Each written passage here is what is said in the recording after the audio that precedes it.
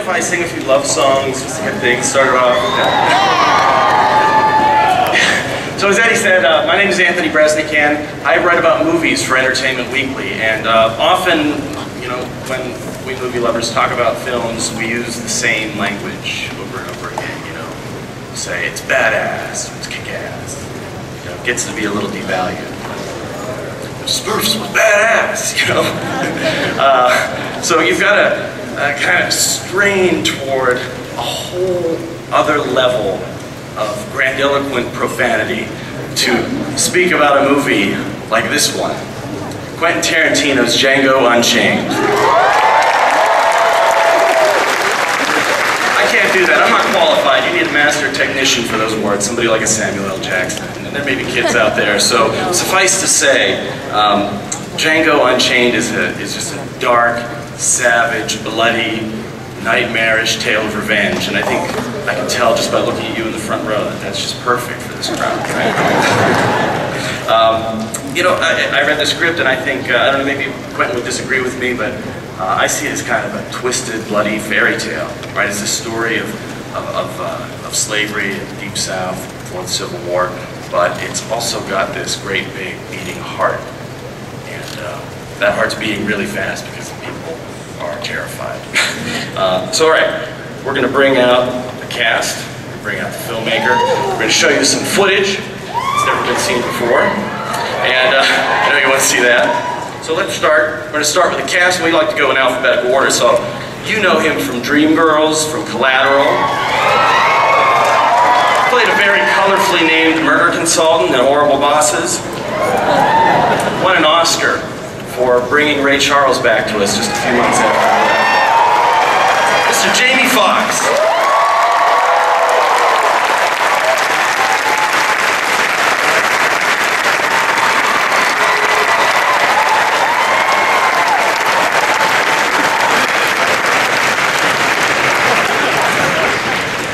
This next gentleman, you definitely know his face. You should probably know his name because he's a terrifying individual on The Shield, Justified. He's going to be in Steven Spielberg's Lincoln coming up. Walton Goggins.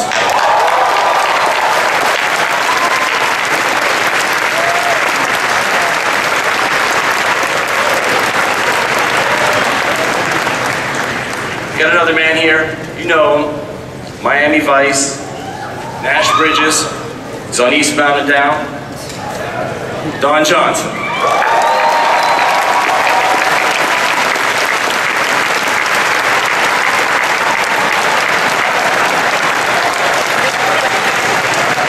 Another young man, we can thank Quentin for making the introduction a few years ago. Since then, he's been in Water for Elephants, Carnage, Three Musketeers. We know him as the guy who scared the hell out of us as Colonel Hans Landa. Gentleman villain in Inglourious Basterds, Mr. Christoph Waltz.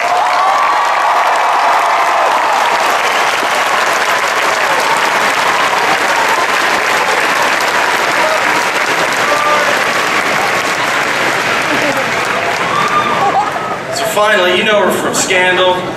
She was in Ray with Jamie. She played Forrest Whitaker's wife in The Last King of Scotland, and she is that pure core, that beating heart that I was talking about in Django Unchained. Kerry Washington.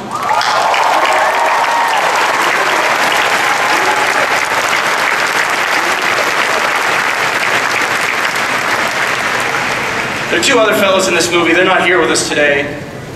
Samuel L. Jackson and Leonardo DiCaprio. We'll talk about them behind their backs. Right. So finally, I guess the grand master of this circus, Reservoir Dogs, Pulp Fiction, Kill Bill movies, Glorious Bastards. He's a little bit shy, so please give him a big welcome, Quentin Tarantino.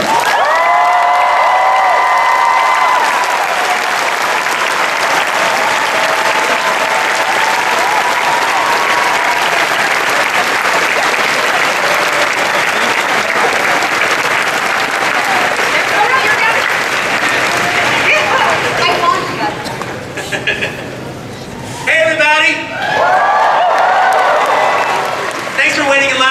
see this. Serious. So Quentin, I think you guys tell us, you've seen the trailer, right? You know a little bit about this movie, right? So we're gonna show the clip in a minute, but first we're just gonna talk a little bit.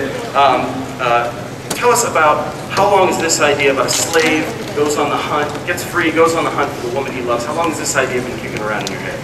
I don't know, about, I think about 13 years. It's been kind of all together and everything. And I've always wanted to do a Western. And since spaghetti Westerns are, I mean, I like all kinds of Westerns actually, but since spaghetti Westerns have kind of always been my favorite, I always thought that the day I do one, it would be in that kind of Sergio Corbucci universe kind of thing of spaghetti surrealism. And the violence and the surrealism and all that and the cool music and all that stuff. So stylized, right? Very much. But the thing is, so when I figured out what kind of a story, the germ, a lot of things came to it later, but the initial germ of the whole idea was a slave who becomes a bounty hunter and then goes after overseers or hiding out on plantations. Now, from that point on, other things came into it. It became a love story, him trying to find his wife. But that first initial thing 13 years ago was a slave who becomes a bounty hunter and hunts white men. Before the Civil War. That's not controversial. So, what I like about you as a filmmaker is that you're the director, writer who says, fuck it, I'm killing it. Yeah, right. I'm gonna kill it.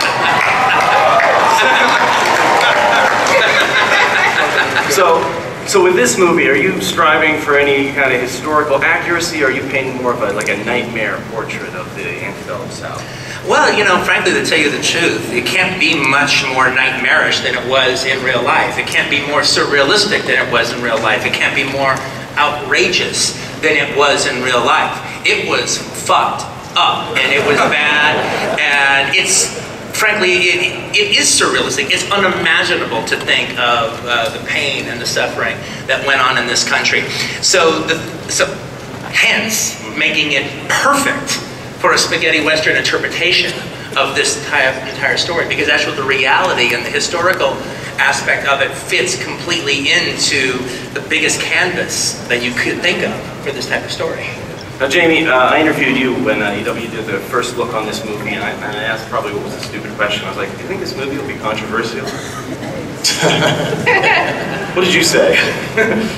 You know what, I think it is, but I think we've grown up too, though. I think we're big boys and big girls now, and I think that when you talk about the courageousness of Quentin Tarantino, it's a totally different ball game. You know, you expect Quentin to blow the walls off of it. You expect him to actually go the extra mile. So just the script alone was blazing through Hollywood before anybody even, started the process. And there's a man that I won't mention, but he goes by the name of Mr. No, and he says no to every script. And I saw him in a party at Jamie, I wanted that script so bad. I wanted that Quentin Tarantino script. I wanted that script, I tell you. And so before we even got to this process, the script alone was courageous. It was, controversial, but you expect that from Quentin Tarantino. And then actually, when we started shooting it, all of that it didn't fall away, but you sort of watched Quentin putting together this, fantastic film with all these fantastic people, and it was just like waking up in the morning going to an all-star game, with all these great actors and actresses. How did you get into the headspace of Django? As the story starts out, he's not a hero at the beginning, man. He's beaten down, literally beaten down and marched to almost nothing. So how did you get into that headspace, and where did you take him from there?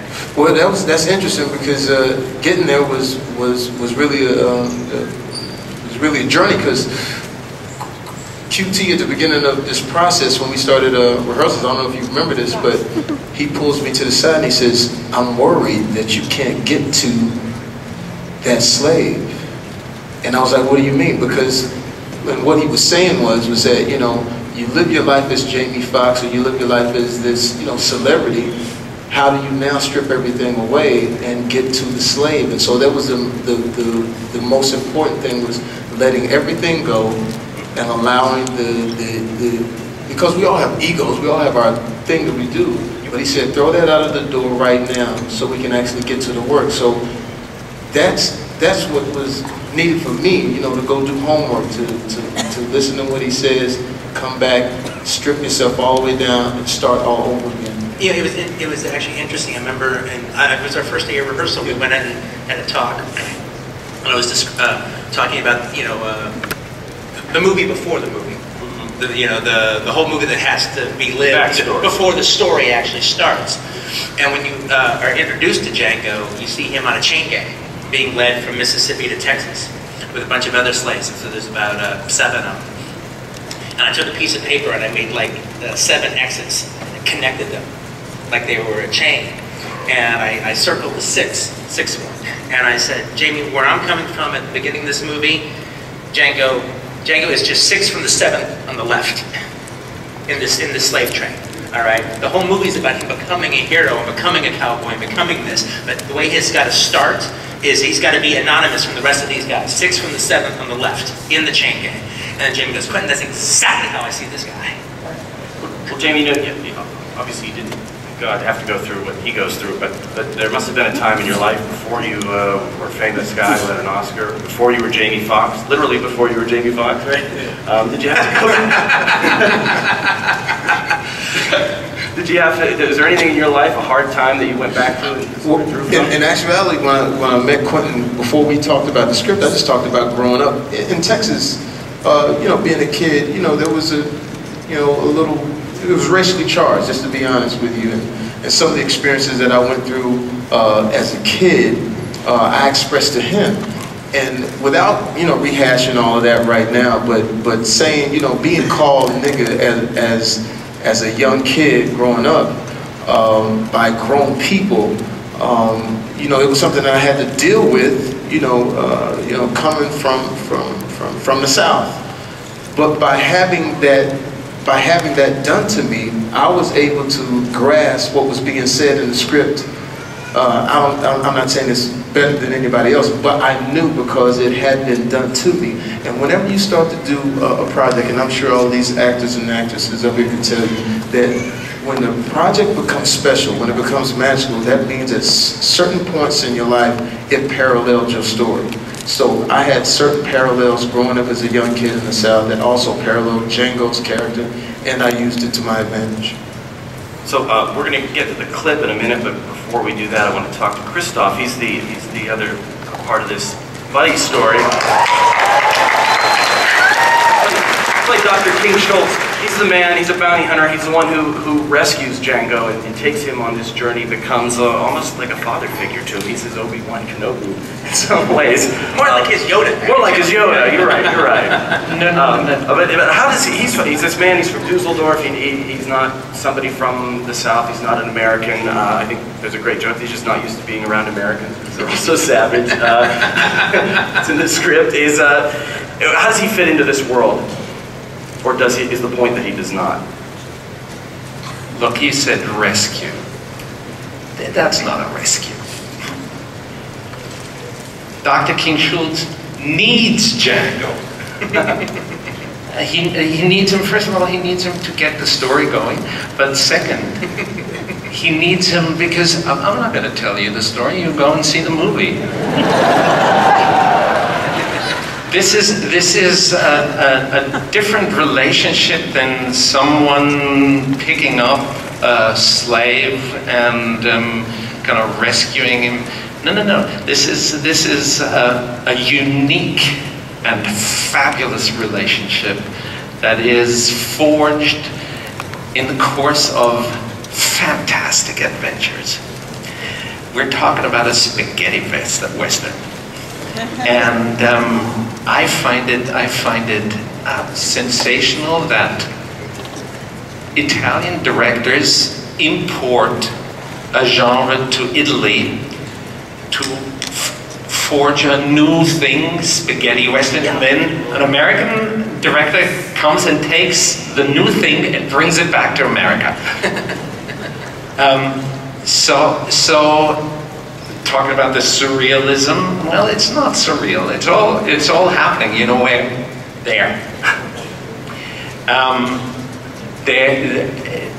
Dr. King Schultz, the character that I'm playing, and Django, or Django and Dr. King Schultz, rather, to keep the order in its appropriate order, is for the time being, until that kind of episode in Django's life ends, rather sort of bloody and elaborately, but they are a team. And yes, the dynamic changes over the course, but whether that's a father figure or a teacher, I don't know. But where does he fit in with these? I mean, he has the ability to see something in Django that other white men in this story, they can't see beyond his skin color. So why does Dr. King Schultz, why is he able to forge this bond? I don't care about other white men.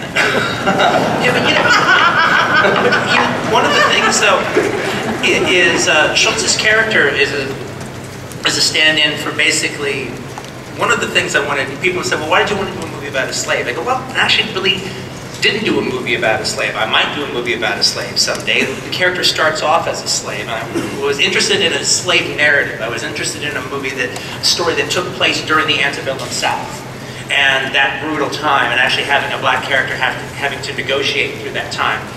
But to me, one of the fun things and exciting things about telling the story was to take the Western genre that we know so well and have seen so often, and so much so that, I mean, I love Westerns, but I feel like I've seen every story in the Western ad nauseum a zillion times.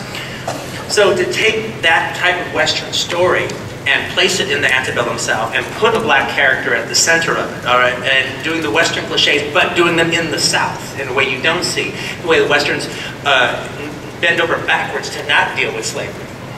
I wanted to deal with it, and in the place where Schultz stands, Dr. Schultz, is, you know, he is that experienced gunfighter that teaches the know-nothing kid how to handle a gun, how to be a killer, how to take care of himself. But, you know, and that's just a classic trope from Westerns in general, whether it be Steve McQueen as the young guy and Brian Keith as the old gunfighter in Nevada Smith, or if it's Juliano Gemma as the young gunfighter and Lee Van Cleef as the teacher in Day of Anger. All the way to, like I said, Empire Strikes Back, Luke Skywalker and Yoda. But not to belabor the question, but what is it about Schultz that makes him more enlightened than the other men in this story? Is it because he's a stranger in a strange land himself? Well, there is that. There absolutely is that. You know, he's actually, as savvy as he is about the West and the bounty hunting game and profession, is as unsavvy as he is about the realities and the cruelties that exist in the South. As far as face-to-face dealing with it.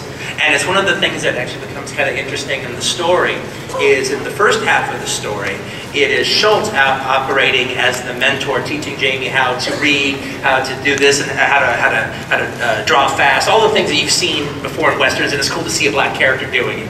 But when they actually get into the thick, when they actually get to Mississippi, and now they're surrounded by the bondage, and they're surrounded by the cruelty, and they're surrounded by the hatefulness. It's Schultz who is cut short. But Jamie's not. Django's not. Django knows this world. He knows it very well. And he becomes the one that helps Schultz negotiate it from that point on. It's a very interesting way of passing the potato. Which, by the way, corresponds completely to, you know, what Jamie just said about his experience and my experience. I had no experience with this issue whatsoever because I grew up in Vienna, Austria. Thank you. What are you doing now? But you know, there were actually, Christoph will hit me in the head with something if I reveal the complete backstory. But there is an interesting backstory to Christoph's character that has nothing to do with, that's not told in the movie, it's not set up, but it actually makes sense why he would be enlightened in this way. He's actually, without going into detail, there's his own reason of being sort of a fugitive from Germany that brings him to America. And before, one last thing before we play the clip, everybody knows he's a dentist. That's what where the doctor comes from. How did you make him a dentist? Is it because Doc Holliday, that was his trade? Well, it wasn't lost on me that Doc Holliday was a dentist, and then I always thought that there was without him turning him into a drunk or a TB case. I always thought there was something kind of interesting about that. But you know, I did want to make him a doctor. And I didn't want to make him a doctor of philosophy. And I didn't want to make him a sawbones. But the idea of actually a tooth extraction. And even the idea... Precise about that. Yeah, exactly. And also the idea that he can hide in plain sight.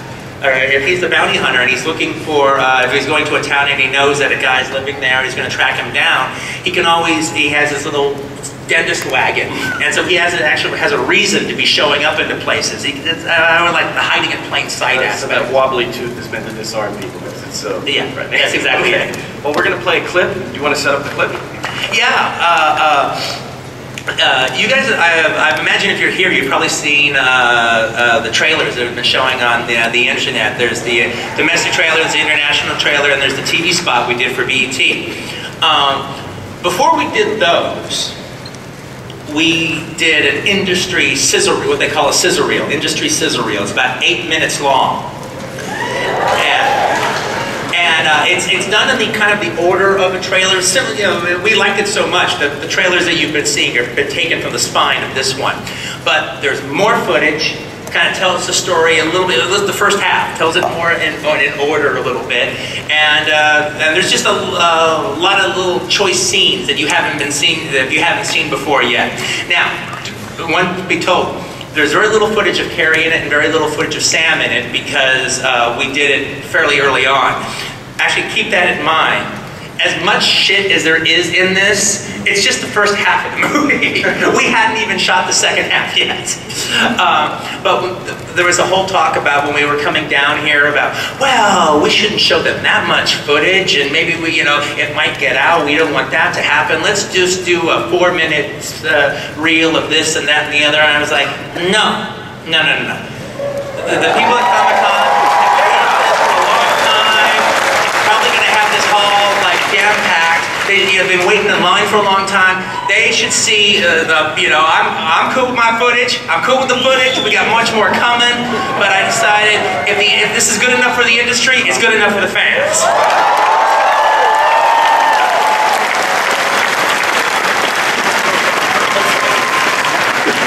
Well, let's show them. Dim the lights and roll the clip.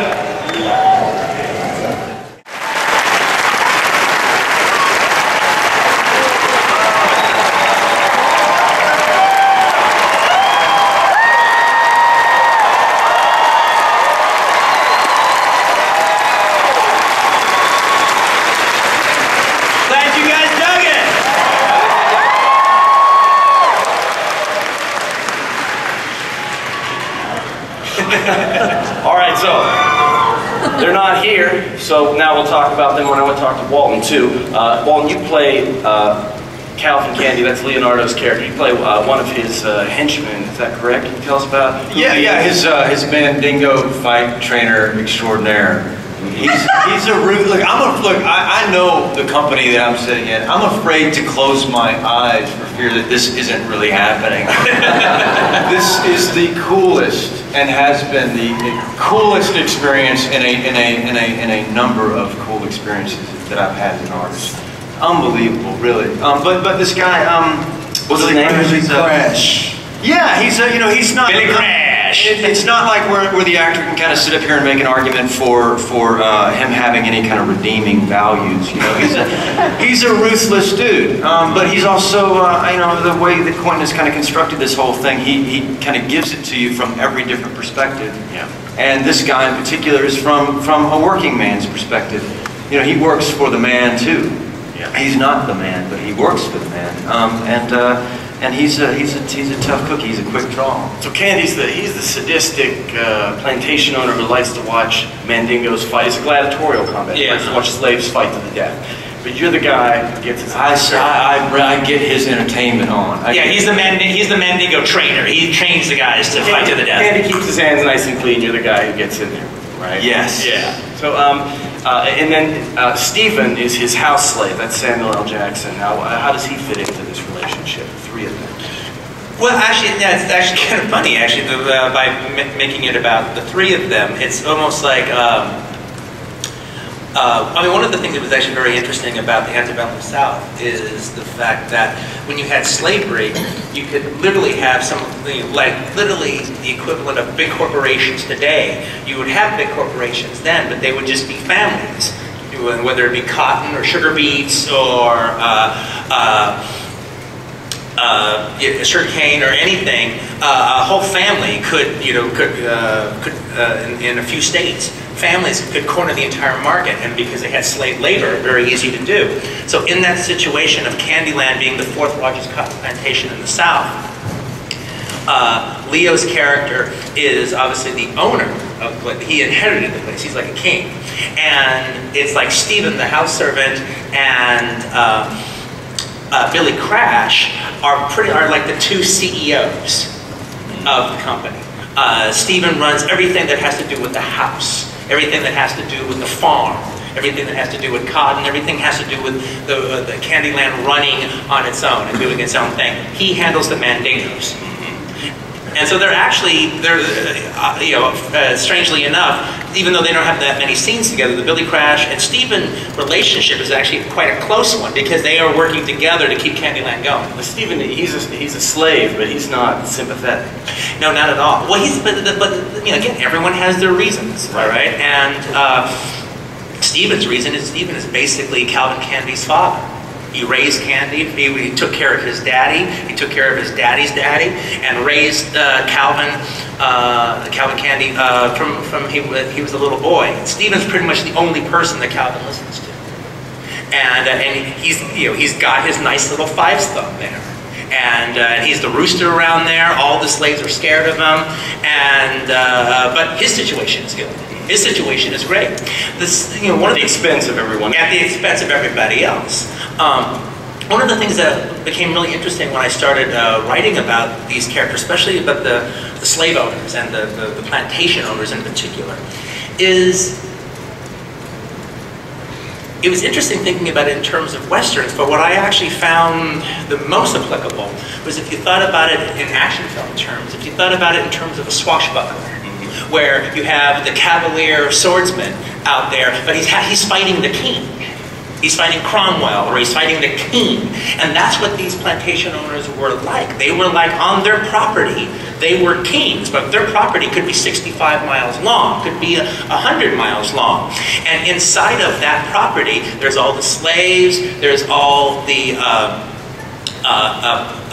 overseers and their families, they're there, who are working for peanuts. All right, just keeping the structure together. But inside of all those people living and existing on that ground and on that land, they are subjects. They were the subjects of the plantation owner, which is very similar to being like a king. Stephen's role, I even wrote it in the script. He's like the characters that Basil Rathbone would play in old swashbucklers. He's the scheming man, all right, whispering in the king's ear and working the power plays and the intrigues of the court to his advantage. Now Don, you play plantation owner too. Spencer, I would prefer if you call me Big Daddy. Big Daddy. I'll say this, Big Daddy. I doubt I'm the first person to say this. Some of us have earned the right.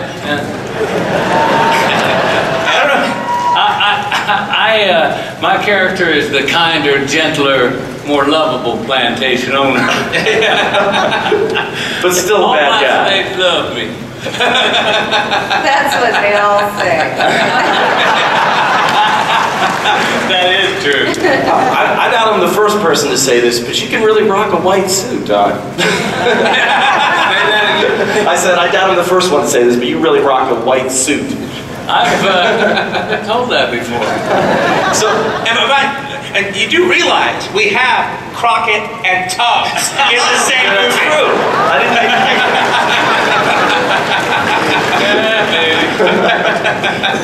On and off the screen. So, Big Daddy, how did you get into this character? How did you get into his skin? It's funny. I was reading a lot at the time that Quentin and I were talking. I was reading a lot about the mid-century there, and more about the Old West and Comanches and how they interrelated with the slaves. A lot of slaves escape to the west to join the indigent Native Americans. And I just happened to be reading about a lot of this historical stuff, and Quentin and I have been talking about working together for many years, and of course this is a great joy for me and a privilege to work with all of these actors. And when Quentin mentioned Big Daddy, I thought it was a character that I could step into and you know, make him Big Daddy, make him big and flamboyant, and he is this character is he's not to diminish the seriousness of the time and the period and what Quentin was talking about slavery and the surreal and brutal and the inhuman element of enslaving any human being on any level. But Big Daddy is a character. If you can find something to love, he's kind of the banality of evil. He's found a way to do that. He's funny and bad. How did you get the voice? I studied a lot of Foghorn Leghorn.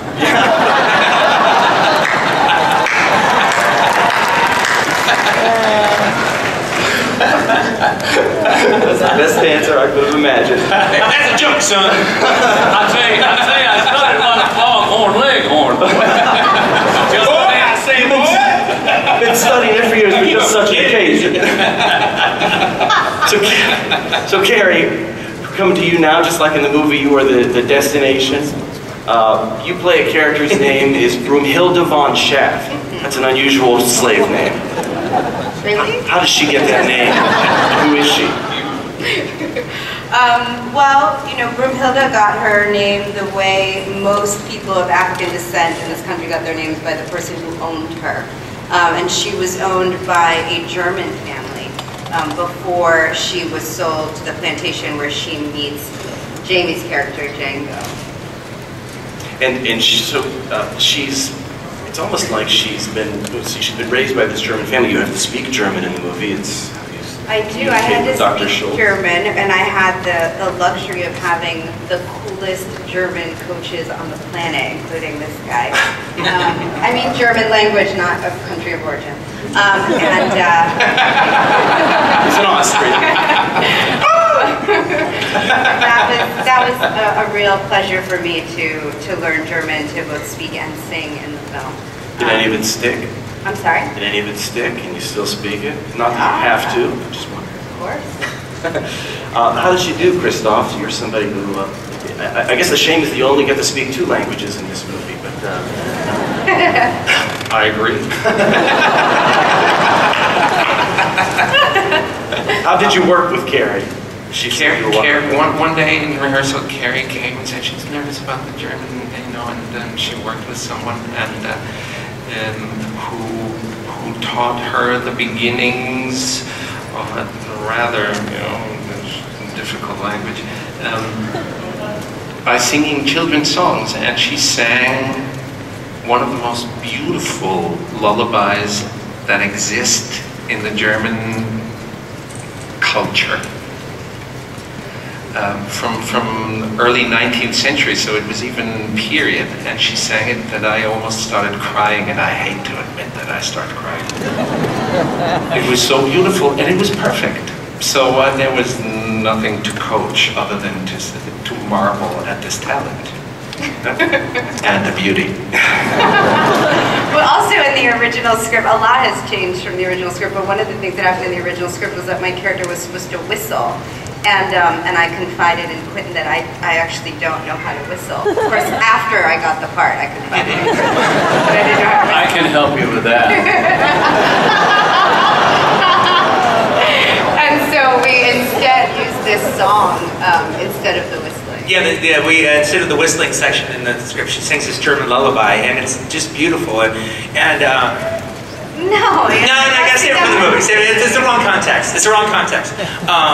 But one of the things though, it was, we had a few different German crew members because we carried some people over from *Inglourious Bastards* when we shot in Germany.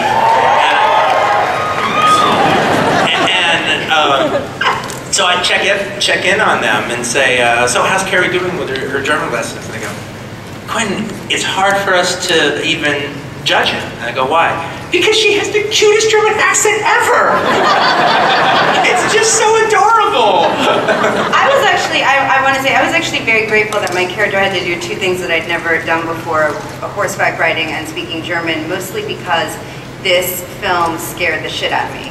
And when we first start, and I tend to gravitate towards things that scare me because I feel like it will help me grow creatively. But when the ball started rolling, I was a little bit paralyzed on how to really step into the brutal world of that Broomhilda had to exist in and survive in. And really devoting myself to studying the German every single day. I had about 4 different teachers and studying the horseback riding every day. I mean, those things kept me connected to the world at times when I just wanted to stay under the covers and hide. I said earlier that I was thinking of Django as a kind of brutal, bloody fairy tale, and that's because Broomhilda is a character from mythology. She's the princess in a castle that has to be rescued by Siegfried, the hero. Yeah, is that the intention? Yeah, it all kind of came about in its own way. I didn't start it that way writing the script, but it just kind of developed as my scripts tend to do. I have an idea where I'm starting, but I never quite know 100% where I'm going, and I don't want to. I want it to build as I write, and just throw your will out there and it comes back. But one of the things that started happening as I was doing it is I realized that Django's journey matches the German fairy tale of Siegfried saving Broomhilda, Siegfried slaying the dragons, Siegfried going into the ring of hellfire in order to extract her. And then with Schultz there as the perfect person to recognize, to teach Jamie about the legend. And there would be a legend that would mean something to Broomhilda with her German upbringing. It just kind of came about. Oh wow, that's really interesting, because to me, one of the things that's really important in the movie is the fact that, look, back then, slaves, unless the master was ridiculously benevolent, slaves weren't allowed to get married. They didn't want that kind of thing going on. And they didn't want that kind of solidarity happening amongst the people. So the fact that, one, they had their own secret marriage, they had their own marriage going on, but the fact that she would be sold away, and he would be sold in this direction, and she would be sold in that direction. Very common. Yeah, and that's like, well, that's it. I mean, that's just it. There's just no finding her again. They might as well send her on the moon. And for him to actually get his freedom, get a situation that he can make himself better, but then he's still going to go back into that pit of hell that could kill him to extract her back. To me, that was a story that I have never seen dramatized before, and I wanted to be the one to dramatize it. Now there's another, you have 1 more week to shoot, correct? Yeah, yeah, we're not done yet. We got 1 more week. This is my second to last. I got 2 days off, and then after that, boom, today we went the day back to work. So, and you recently added Jonah Hill to the cast. Can you tell us anything about who he plays? Yeah, Jonah Hill. Yeah, we just got through shooting his stuff last week. He's in a sequence with Dawn. It's part of a. They're not the Ku Klux Klan, because the Ku Klux Klan came about after the Civil War to keep black folks in line after they got their freedom. But the predecessors to the Ku Klux Klan was a group of people called the Regulators. And they were people, and they were there to to keep slaves in line, keep slaves, go find them if they escaped, to keep them from escaping, and just terrorize them, basically. And so it's a regulator raid that's being led against Django and Schultz. And I'll let everyone be the judge, but it starts off really like it's going to be very scary and very intense. And then they have this sequence that's one of the funniest things I think I've ever written. It's right up there with the handing out the color names in Reservoir Dogs. where they're there to do brutal business, but there's something. Okay, we can't go into it. We can't go into it. You know, but it's just one of those weird things where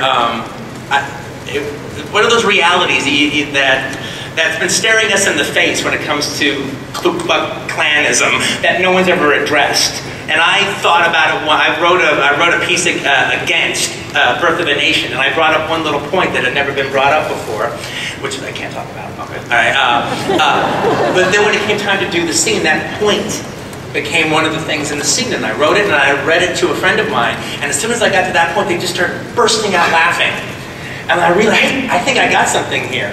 And it's right up there with the handing out the color names in Reservoir Dogs. I think it's pretty funny. We just did it last week. So we're going to open it up to the audience for some questions, but I have one more, and if you don't mind, your T-shirt here. Tell us what this is. Oh, this is these are the characters. Yeah, an artist sent me a T-shirt of all my characters fighting in a sandbox.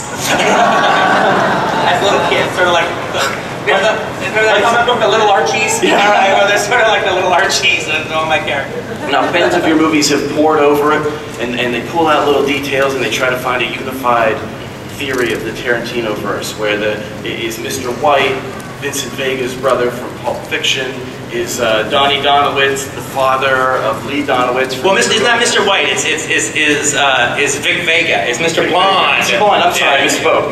I misspoke. But no, yeah, Mr. Blonde.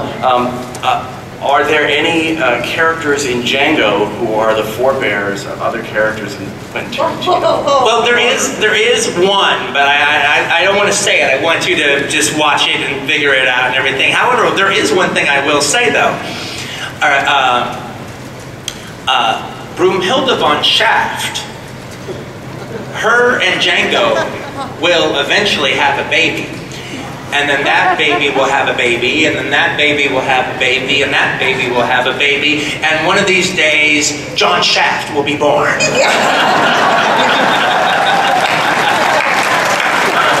John Shaft started with this lady here, and this man here. They're the great-great-great-great-grandparents of Shut Your Mouth. John Shaft. Who is the man who risked his neck for brother man? Shut. Right on.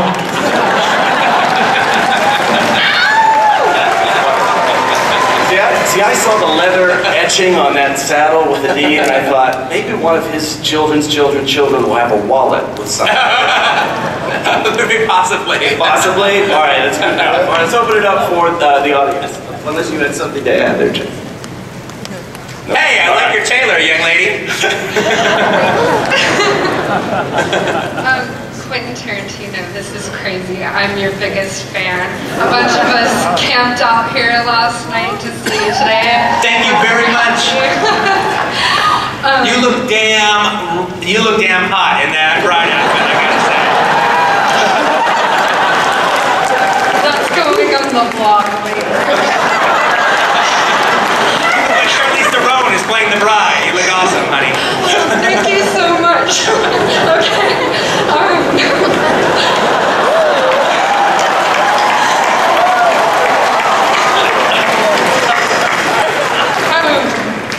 So, you consistently write films with strong, assertive, intelligent women when other writers, both male and female, struggle to avoid female stereotypes.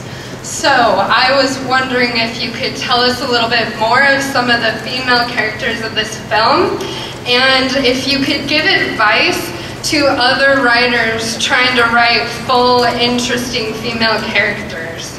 Oh, well, thank you very much for that. I appreciate it, darling.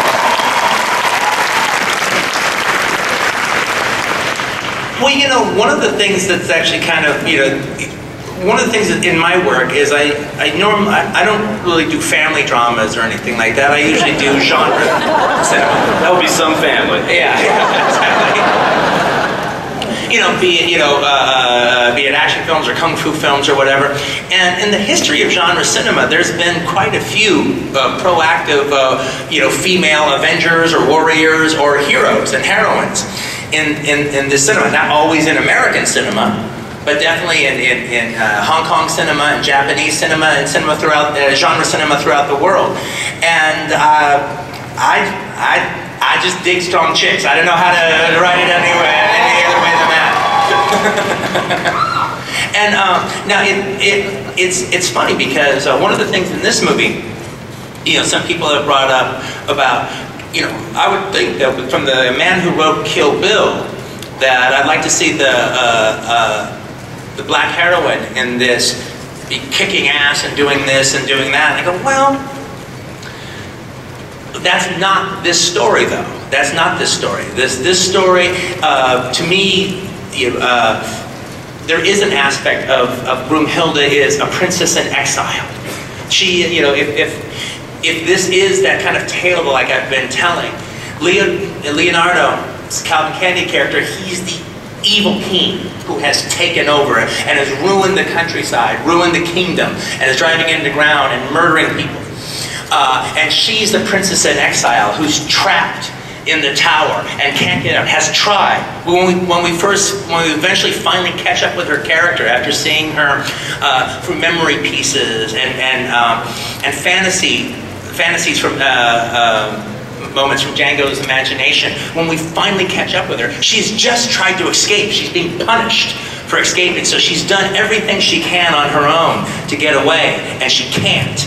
And she needs the love of her life to come down there and burn this motherfucker down. Yeah, I think one of the things that Quentin does so beautifully, to speak to your question about advice and how, is that Quentin really, he doesn't just write strength for the sake of strength, he writes true characters. So, and he really thinks about the cultural and the psychological context of the character. So this is a woman who exists in a time when black women had to be independently strong because the destruction of the black community began with the breakdown of the black family. So black men and women were separated, not allowed to love each other, not allowed to be married, not allowed to have their own children.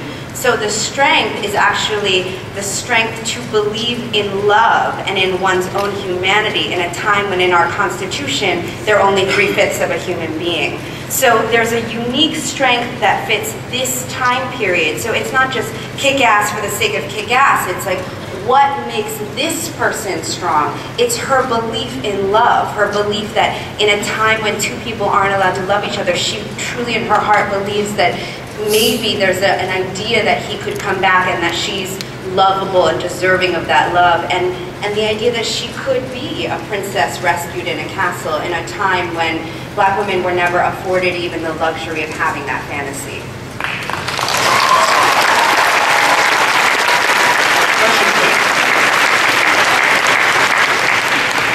This question is actually for the entire panel. First off, thank you so much for being here. You guys are totally setting that bar real fucking high today. Sorry about the language. This question especially, it starts with Quentin. You have a knowledge of cinema that is beyond anything I could imagine. What did you give them to reference? And for the panel, what did you guys think of the stuff that he gave you? Oh, that's interesting. It was actually funny. I think actually of the group here, it was really only Carrie. All right, because Carrie was the super inquisitive one about stuff. All right. Imagine that.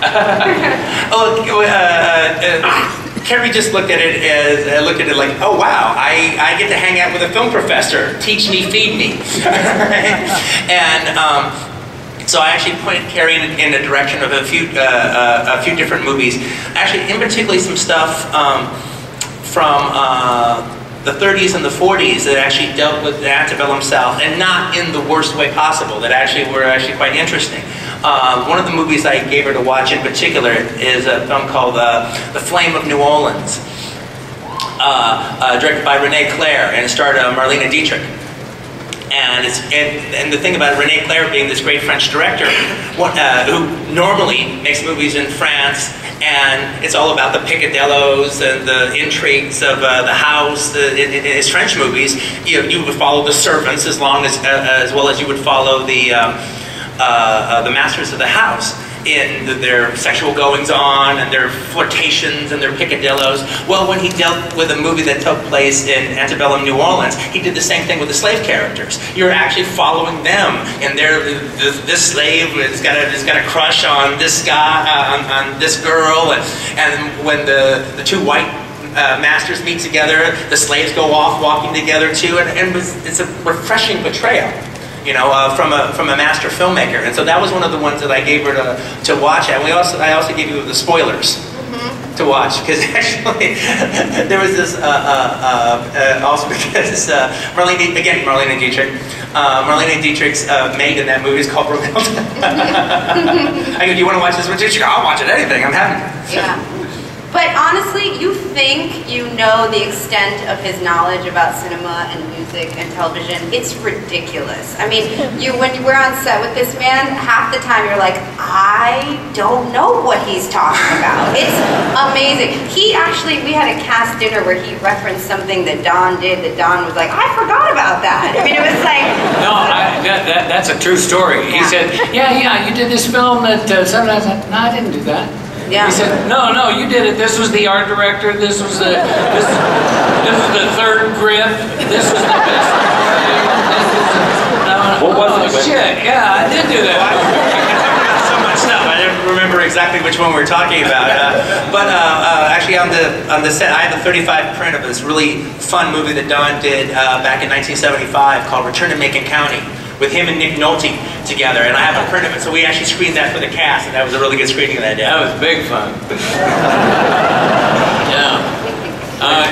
In answer to that question, just to top it off, I had some downtime on the movie, and Quentin sent me a care package of films that I should brush up on, and I was a big fan of spaghetti westerns anyway, but Sergio Leone and all the stuff that had been circulated around to those of us who didn't get so deep into the art houses as maybe some others, So he enlightened me to Sergio Corbucci and a film called Minnesota Clay, and I as I was laid up recovering and everything, I got deep into these films. I went, oh shit, now I know what he's talking about.